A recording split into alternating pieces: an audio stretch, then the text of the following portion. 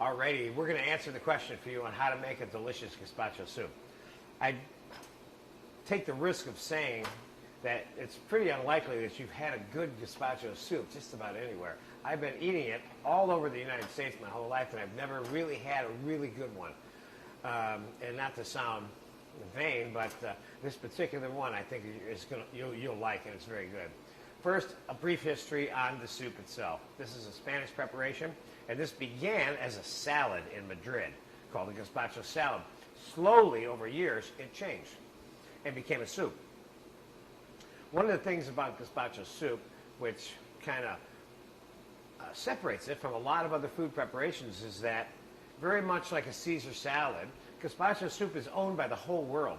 People make it everywhere, not just in Spain. You can go in all different kinds of restaurants and get a Gazpacho soup. They don't have to be a Spanish restaurant.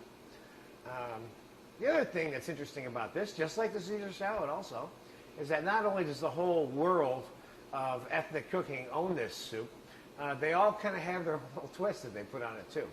The one common denominator that's consistent through all of them is it has tomatoes in it. You know, I still haven't seen a tomato-less gazpacho soup. I've seen people take this soup and put it in a batch freezer and make gazpacho sorbet and then scoop it into an avocado with some lettuce and shrimp and have it for lunch too. There's a lot of things that have been done with this soup in other shapes and forms too. It's been reduced and pureed and served hot as gazpacho sauce during the Nouvelle Cuisine craze of the 70s.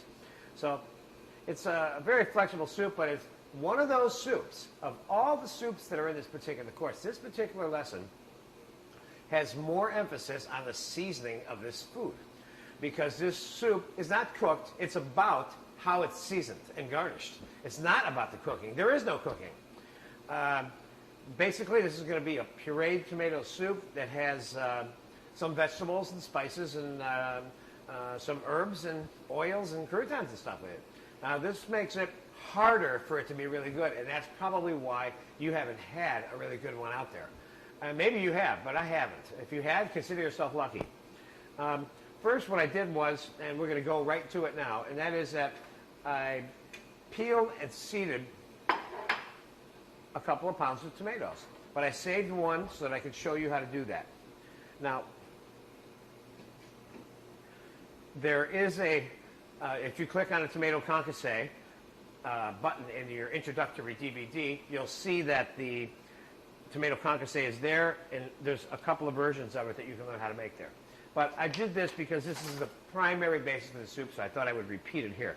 So I took the core out of the tomato on the top, and we're going to give it a little crisscross, and I'm going to drop it into some boiling water that I have here right now, okay? We're going to let it blister a little bit, and then we're going to put it in some ice water to cool. And we'll get back to that as it takes place. And I'll interrupt the making of this soup that I already have pre-prepped to show you how to finish that. Now, we're going to take the peeled, seeded, and diced tomato, and we have some really good tomato juice here too that we use. That we got this particular tomato juice from draining diced tomatoes in juice. We used the diced tomatoes for something else we were cooking earlier today and yesterday, and we had this tomato juice left over. This is as good as any tomato juice I've seen, except, and I'm not plugging this company, but the Sacramento tomato juice is the best U.S. tomato juice there is. So if you have to buy a tomato juice to supplement this, which this recipe calls for, buy Sacramento if you can. All right?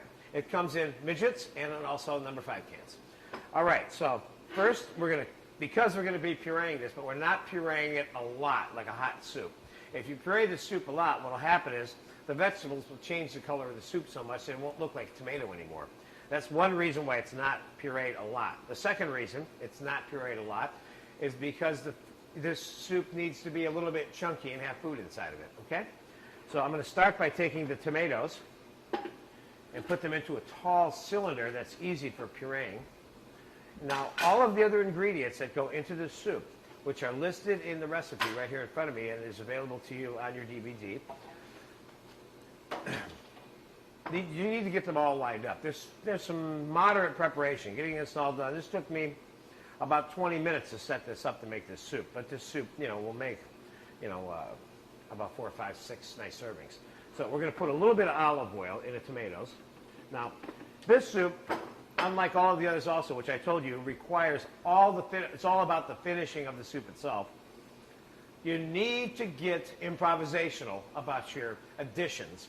It's one thing to have the list of items here that are required to be used for this soup according to my recipe. But the amounts, you have to play with this a little bit to make sure that you get it right. Because some of your food might not have the same intensity of some of the food that I had experience with when I wrote this recipe.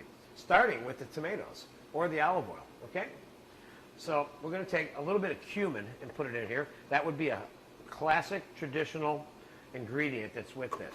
Now there's something else that's always with gazpacho soup, and that's olive oil and garlic and chopped shallots and green and red bell peppers and cucumbers.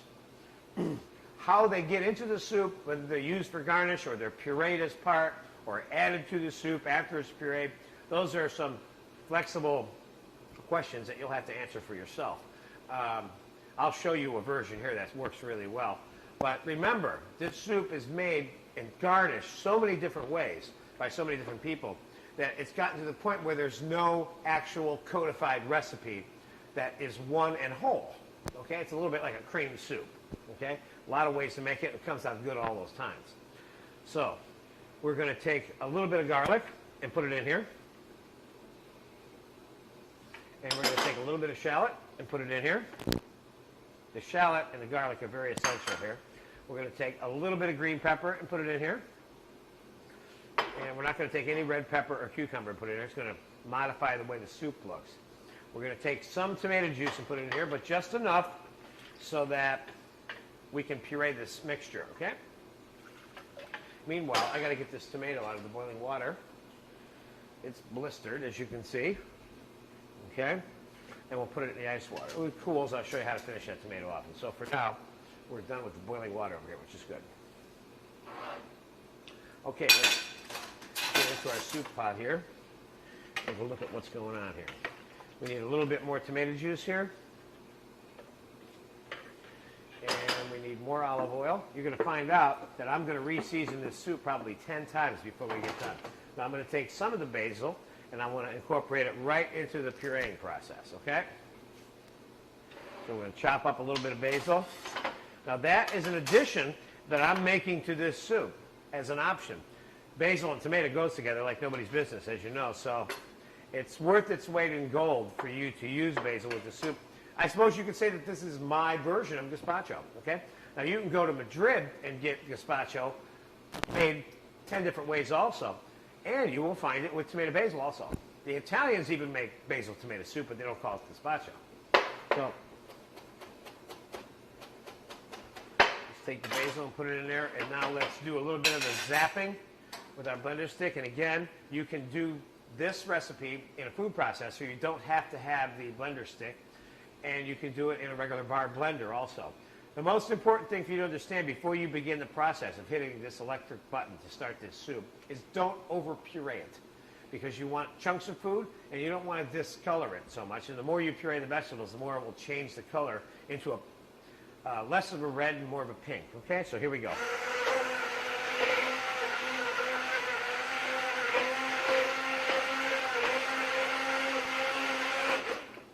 Okay, we're going to stop right there.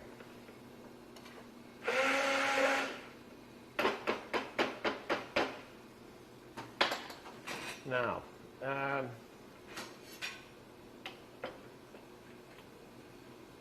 soup, we're going to put a little bit more tomato juice in.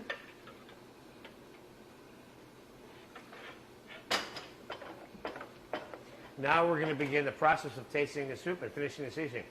By the time we get this in a bowl with the croutons, you'll find out that that's all this soup is about, like I said, finishing the soup. Let's start by tasting what we have right now, which of course already tastes good. This is, of course, probably the most well-known cold soup that there is. And I would always recommend, of course, that you, in the process, while you're making the soup, put your bowls in the freezer so the bowls themselves are frozen when you serve the soup.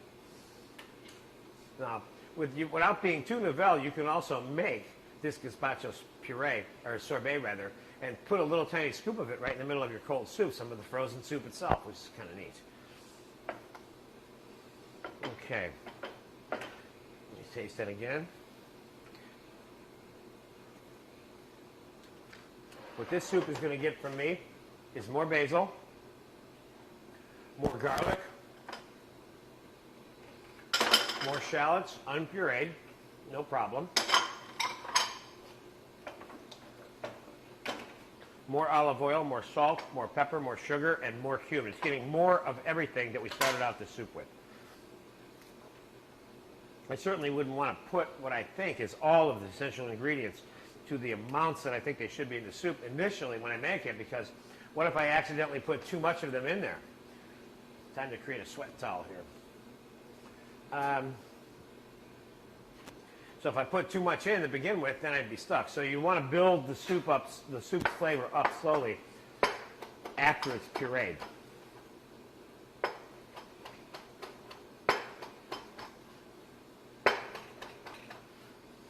Okay, there's your basil. And we're going to need some more basil for garnish also, that we have over here on the table. More olive oil. The first time I realized that you can pour olive oil directly into Spanish and Italian foods to get the results that make them taste the way they do over there, I was impressed and happy to find that out, because there's a big addition to flavor when you can pour olive oil directly into soup and sauce.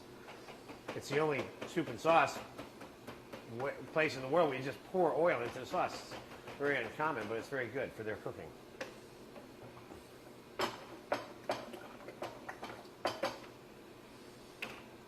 Now sometimes I'll put a few cubes of ice right inside this soup while I'm mixing it to help get it cold, and just make sure that I intensify the flavors with the other things, and that I'm not actually watering the soup down. Get in here one more time now. And I'm going to need soup plates, and I have them, okay? Okay.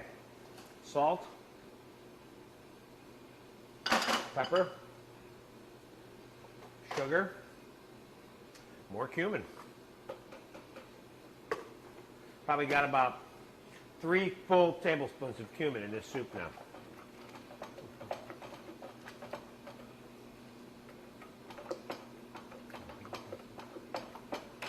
Let's try it now.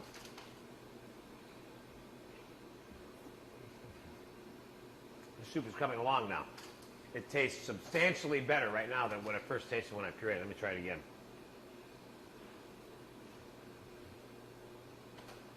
This is very good. I'm surprised that I don't have to do a lot more seasoning than I'm doing. I'm happy about that. A little salt, a little more olive oil. This soup is ready to be set up and garnished, which is a big part of how this soup ends up being served and how it comes off, okay? You gotta have fried croutons and clarified butter for this soup. There's nothing better than fried croutons in cold soup. Let's start out by putting, and let me have a large spoon that's not slaughtered also. Let's put some, thank you, Luis. Let's put some of the soup in the bowls, and thank you, sir. And there's a couple of things we're going to do here now. The first one is we're going to garnish the soup with a combination of red and green peppers that are minced and some cucumber. Let's get that jump started first by doing that. And that, don't over garnish the soup with too much stuff. By the time you get done here, you'll you got matchstick size julienne cucumber here, which is what you're looking for, because you don't want anything that's larger than a matchstick balancing on your fork, which you cannot do, and having your sauce go on your clothes when you're eating. So a shorter julienne is the best way to go. Now, we have some croutons here. I would certainly put one crouton here or here, And I put little croutons over the other one to show you another version of doing this with the square croutons. And if you want to learn how to make these croutons, just click on the lobster bisque or the puree of sweet pea soup. And we have both of these croutons on there. Okay, so that's that. Now, we're going to take a little bit of basil chiffonade and garnish the top of this. So we're going to drizzle some oil on top of these. The soup's starting to take on more meaning as you begin the garnishing part. Let's get the basil chiffonade on there. And again, that term chiffonade is referring to the way in which this is cut, like a shredded leafy lettuces or herbs are what's used to make chiffonade. Those are the items that you make chiffonade out of, right? Excuse me. All right, let's put a little bit of the basil on there. And let's get a little bit of the olive oil directly on this soup. Get some nice extra virgin olive oil, which you have to have. You know, I'm doing this because I don't have a squeeze bottle with me today, which is fine. That's fine. That's good. That looks nice. Now let's give it a little bit of parsley. And there's one more thing that you do from time to time on this if you want, and that is get yourself the appropriate size basil leaf or a little floret. Stick it in the middle of that soup. Now, there's still another thing to do to this soup, believe it or not. The soup is starting to look a lot better, isn't it? I said that as if you could answer me, and I know you can't. We're going to take the skin off of this tomato here, and we're going to put some fresh tomato on this soup now. Now, there's a couple of ways you can do that. One way is you can just take a piece of tomato like this and just lay it in this soup like that if you want. Okay, see how I did that? It looks nice and it's an appropriate garnish. Another way you can do it is just get the seeds out of your tomato. You can make yourself some fresh diced tomato like that, and I would normally season that tomato slightly before I put it into that soup. Otherwise it kind of dilutes the flavor of the soup. And you can put a little bit of fresh seasoned tomato right around that soup like that. Okay? Well, this is a mess. It's a good thing I'm cleaning this up here. There you have it, gazpacho soup, and one that I think you will enjoy. Again, I've had a hard time in life finding a good gazpacho soup. I think if you make this one, you'll like it. And remember, this is on your patio, cold summer afternoon. This is a great soup, and good luck making it because this requires your tasting and seasoning and tasting and seasoning a lot. Have a great afternoon.